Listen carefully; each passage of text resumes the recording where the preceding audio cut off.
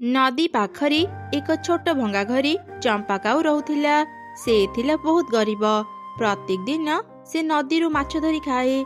जो दिन नदी से माछ न पाए उपासरे रुहे। काऊर घर ठारू किछि दूर रीनु चढ़ी रहुथिला। रीनु थिला बहुत धनी। से सबु समय सुना गहना पिंधि रहुथिला। एहीपरि गोटे दिन आजी घरे किछि भी खाइबा नाही। भारी भोक लागिलाणी। नदी को जाई देखे दुईटा माछ पाई गले मो पेट पुरी जीव।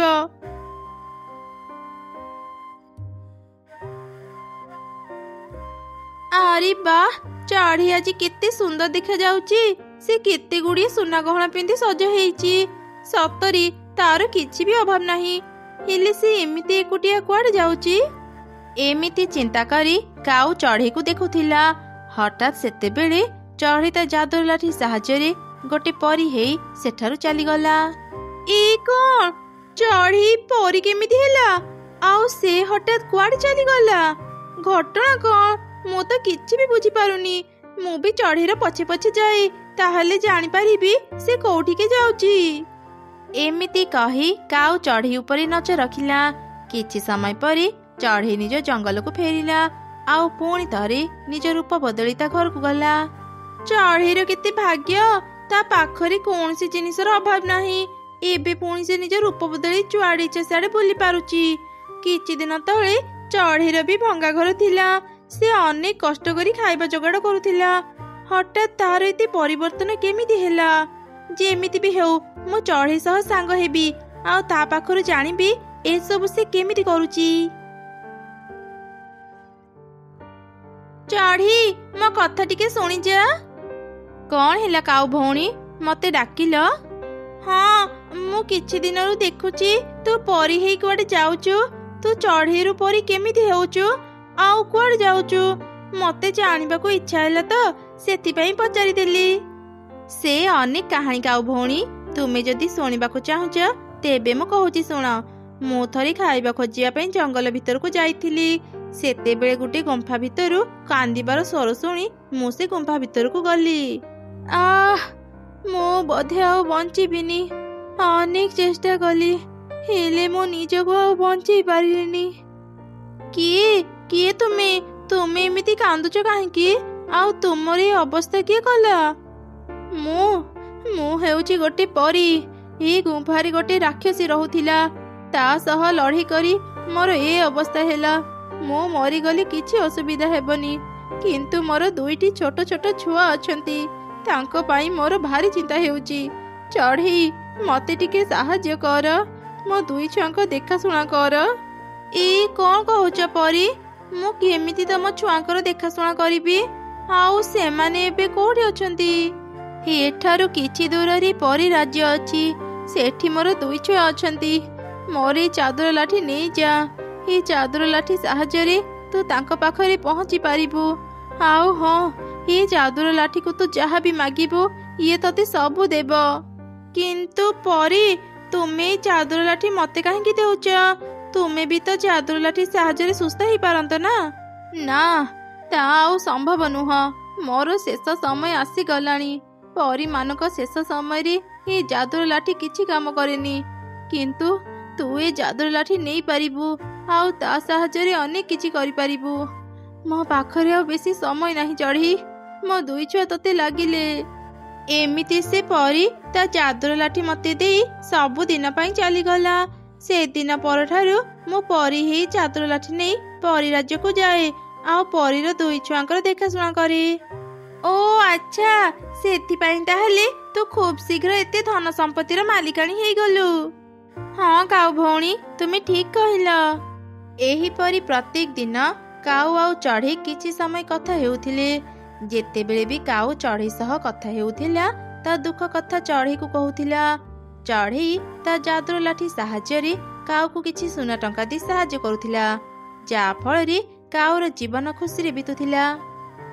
जा हो, से बोकी चढ़ी पई म प्रत्येक दिन बढ़िया बढ़िया खाइबा सह अनेक उपहार भी पाउची। मते आउ जमा काम करिया को पड़ुनी। कालीठू ता पाखरे आहुरी बेसी बेसी मो दुख कहानी कही कांदिबी। आउ चढ़ी पाखरु अनेक सुना टंका गहना आनिबी। दुई दिन हेलाणी मु परी राज्य को जाइनी। ଛୁଆ ଦୁଇଟା କ'ଣ ଖାଇଲେ ନ ଖାଇଲେ ମୁଁ କିଛି ଜାଣିନି। ମନଟା ଭଲ ଲାଗୁନି।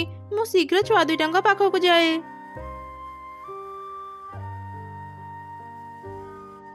ମା ମା ତୁମେ ଆସିଗଲ? ଆମେ କେତେବେଳୁ ତୁମକୁ ଅପେକ୍ଷା କରିଥିଲୁ।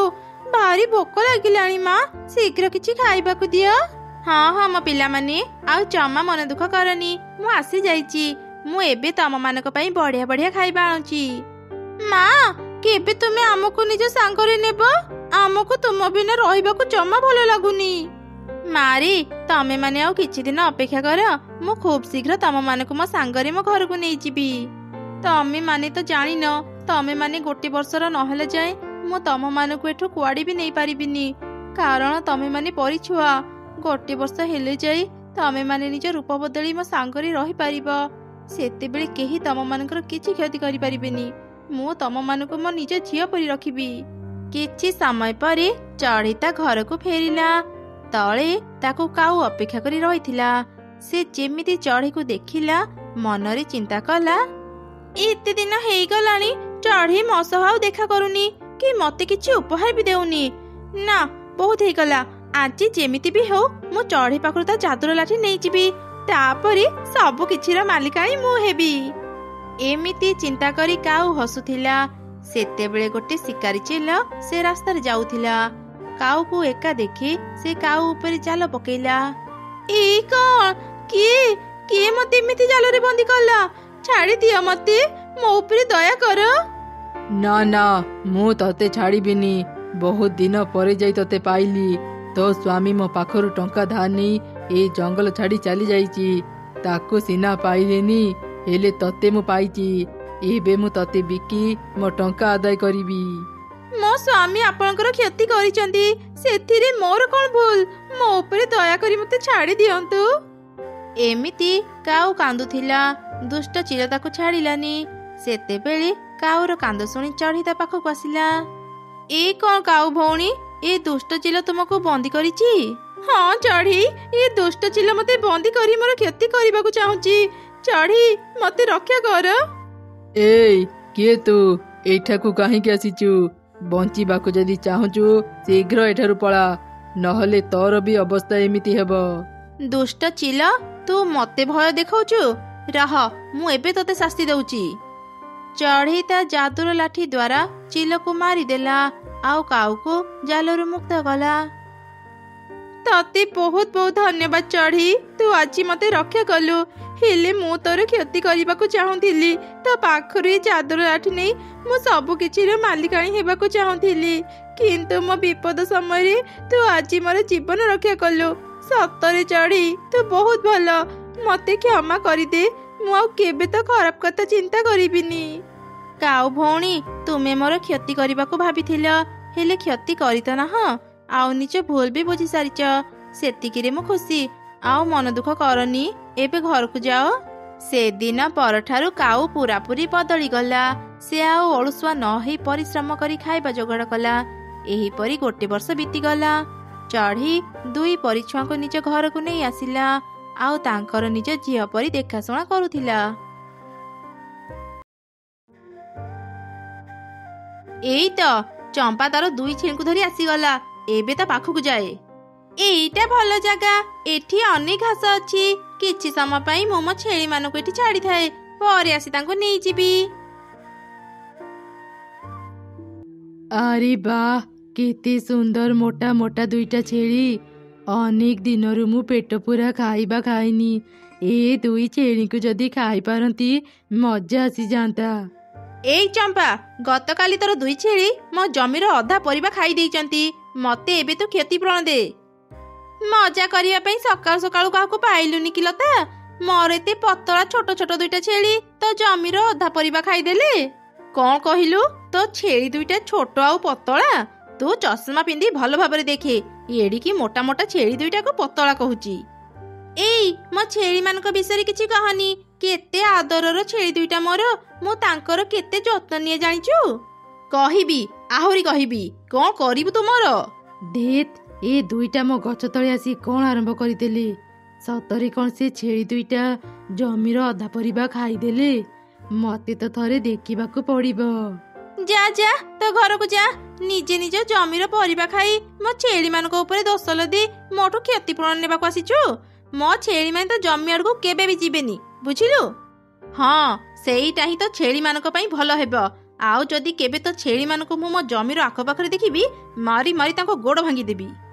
ଏମିତି ଝଗଡା କରି ସେ ଦୁଇ ଜଣ ନିଜ ନିଜ ଘରକୁ ଚାଲିଗଲେ। କିଛି ଦିନ ପରେ ଚମ୍ପା ପୁଣି ତାର ଛେଳି ମାନଙ୍କୁ ଧରି ସେ ଜାଗାକୁ ଆସିଲା। ଏତେ ଦିନ ହେଲାଣି ମୁଁ ଏ ଜାଗାକୁ ଆସିନି। ଏଠି କିଛି ସମୟ ପାଇଁ ମୁଁ ମୋ ଛେଳି ମାନଙ୍କୁ ଛାଡିଥାଏ। ଘରେ ରୋଷେଇ ସାରିଲେ ତାଙ୍କୁ ଆସି ନେଇଯିବି।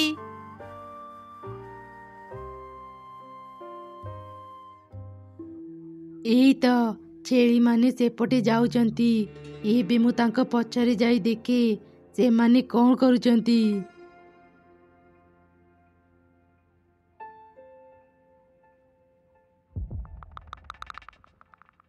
ଏ ଜମିର ଶାଗ ପରିବା ଭାରି ମିଠା। ସେ ସ୍ୱାଦ ମୁଁ ଏଯାଏଁ ଭୁଲିନି। ସେଥିପାଇଁ ତ ଆଜି ପୁଣି ଏଠାକୁ ଚାଲି ଆସିଲି। ଦେଖ ସାଙ୍ଗ, ଆଜି କେତେ ଗୁଡିଏ ଶାଗ ଗଛ ବାହାରିଛି। ହଁ ସାଙ୍ଗ, ସେ ଶାଗ ଗଛ ଗୁଡାକୁ ଦେଖି ତ ମୋର ଖାଇବାକୁ ଇଚ୍ଛା ହେଲାଣି। ଏ ଜମିର ମାଲିକାଣୀ ଏଠାକୁ ଆସିବା ପୂର୍ବରୁ ଚାଲ ଆମେ କିଛି ଶାଗ ଖାଇ ଏଠୁ ପଳେଇବା। ଏ ଛେଳି ଗୁଡା ତାହେଲେ ସତରେ ସେଦିନ ବି ପରିବା ଖାଇଥିଲେ। ଆଜି ଦେଖ କେମିତି ଶାଗ ଖାଉଛନ୍ତି। ସତରେ କଣ ଏ ଜମିର ଶାଗ ପରିବା ଭାରି ମିଠା। ଥରେ ଖାଇକି ଦେଖିଲେ ହେବ। ଦେଖ ମୁଁ ବି କଣ ସବୁ ଚିନ୍ତା କରୁଛି। ସାମ୍ନାରେ ଏତେ ମୋଟା ମୋଟା ଦୁଇଟା ଛେଳି ଥାଉ ଥାଉ ମୁଁ ଶାଗ ଖାଇବା କଥା ଚିନ୍ତା କରୁଛି କଣ ପାଇଁ? ଏଇ ତ ସୁଯୋଗ ଛେଳି ମାନଙ୍କୁ ଧରିବା ପାଇଁ। ଏମିତି କହି ପିଶାଚି ଛେଳି ମାନଙ୍କୁ ଧରିବା ପାଇଁ ତଳକୁ ଆସିଲା। ସେତେବେଳେ ଛେଳି ମାନଙ୍କର ଶବ୍ଦ ଲତା ବି ଶୁଣି ପାରିଲା। ସେ ଗୋଟେ ବଡ ଲାଠି ଧରି ବାହାରକୁ ଆସିଲା। ଏମିତି କଣ ଶବ୍ଦ ଆସୁଛି ମୋ ଜମିରୁ? ସେ ବଦମାସ ଛେଳି ଗୁଡା ପୁଣି ଥରେ ମୋ ଜମିକୁ ଚାଲି ଆସିନାହାନ୍ତି ତ? ଏଇ କିଏ କିଏ ଅଛ ମୋ ଜମିରେ? ଏଇ ରେ, ଏ ଜମିର ମାଲିକାଣୀ ଆସିଲାଣି। ଚାଲ ଶୀଘ୍ର ଏଠୁ ପଳେଇବା। ହଁ ହଁ, ଚାଲ ଚାଲ। ଆରେ ଆରେ, ଏ ଛେଳି ଗୁଡାଙ୍କର ପୁଣି କଣ ହେଲା? ଏମିତି ମୋ ଆଡକୁ ଧାଉଛନ୍ତି। ଏଇ ଛେଳି ଦଳ ରହିଯାଅ ସେଠି। ଏ କଣ ଜମିରେ ଏଇଟା କିଏ ଛିଡା ହେଇଛି? ସେ ଯିଏ ବି ହେଇଥାଉ, ଚାଲ ତାକୁ ଠେଲି ଆଗକୁ ଯିବା, ପରେ ଏ ବିଷୟରେ ଭାବିବା। ଏମିତି କହି ଦୁଇ ଛେଳି ଜୋର ଦୌଡ଼ିଲେ। ଆଉ ସେ ପିଶାଚୀକୁ ଧକ୍କା ଦେଇ ଶୀଘ୍ର ସେଠୁ ଚାଲିଗଲେ। ପିଶାଚୀ ତଳେ ପଡିଗଲା। ଆରେ ମରିଗଲି ରେ। ଏ ଛେଳି ଦୁଇଟା ମୋ ଅଣ୍ଟା ଭାଙ୍ଗିଦେଲେ। ଏବେ କଣ କରିବି? ମୋ ଜମିରୁ ଏତେ ଶବ୍ଦ କଣ ଶୁଭୁଛି? ମୋ ଜମିରେ ସେ ଦୁଇଟା ଛେଳି ନା ଆହୁରି ଅଧିକ ଛେଳି ଅଛନ୍ତି? ଆଜି କାହାକୁ ବି ଛାଡ଼ିବୁନି, ସମସ୍ତଙ୍କୁ ମାରିଦେବି। ସେ ଦୁଇଟା ଛେଳି ମୋ ଅଣ୍ଟା ଭାଙ୍ଗିଦେଲେ। ଭଙ୍ଗା ହାତ ଭଙ୍ଗା ଅଣ୍ଟା ନେଇ ମୁଁ ଟିକେ ବି ଉଡ଼ି ପାରୁନି। ଏବେ କେମିତି ଏଠୁ ଯିବି? ଏପଟେ ପୁଣି ଏ ସ୍ତ୍ରୀ ଲୋକ ବଡ଼ ଲାଠି ଧରି ଏଠାକୁ ଆସିଲାଣି ମୋତେ ମାରିବା ପାଇଁ। କୋଉଠି ଅଛ ଛେଳି ମାନେ? ମୁଁ ଜାଣେ ତମେ ମାନେ ଏଇଠି ହିଁ ଲୁଚିଛ।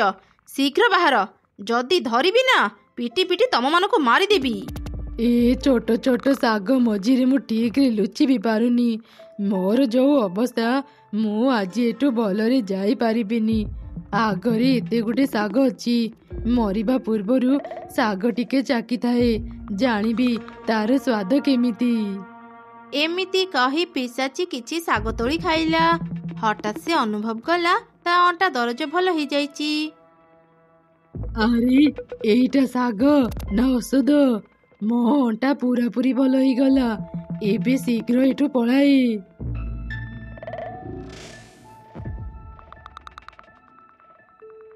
ଆଜି ବି ମୁଁ ସେ ଛେଳି ମାନଙ୍କୁ ଧରି ପାରିଲିନି। ଆଗରୁ ପାଟି କରି ଭୁଲ କରିଦେଲି।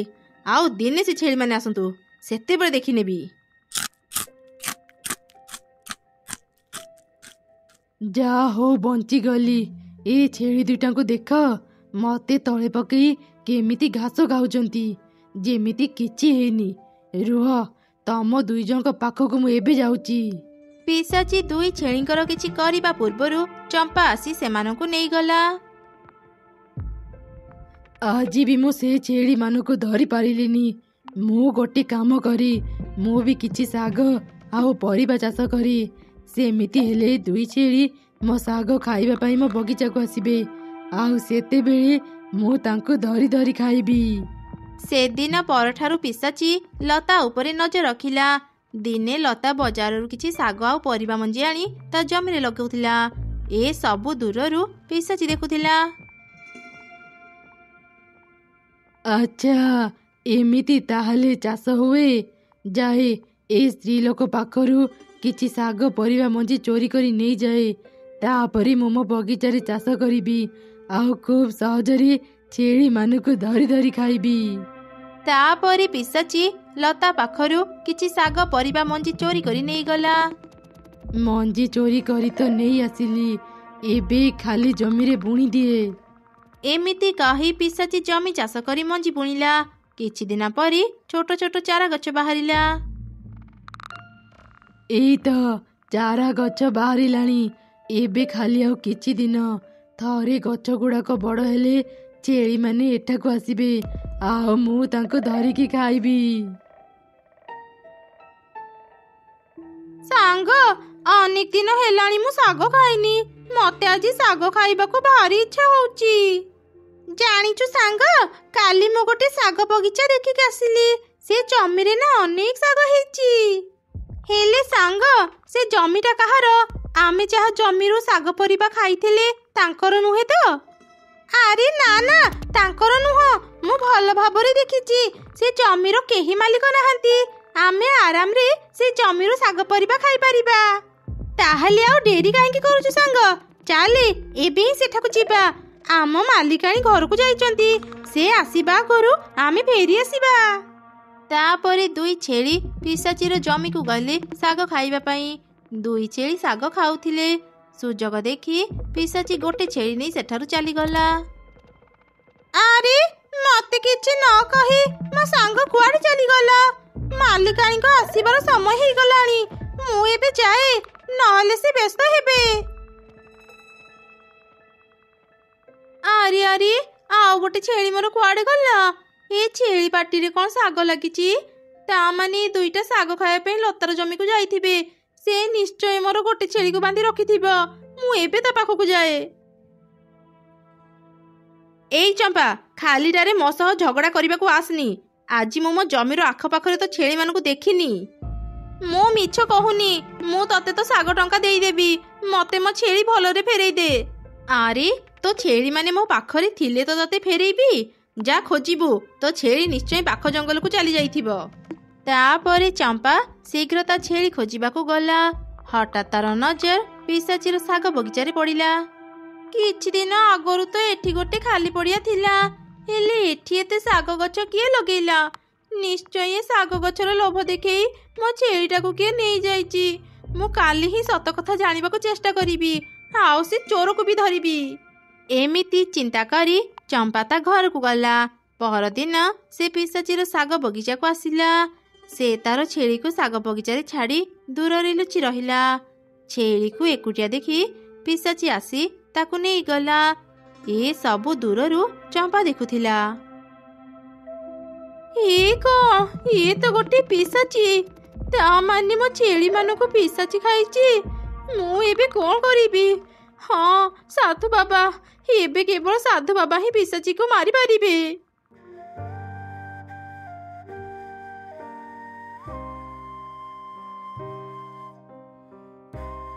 ସାଧୁ ବାବା, ଆମକୁ ବଞ୍ଚାଅ।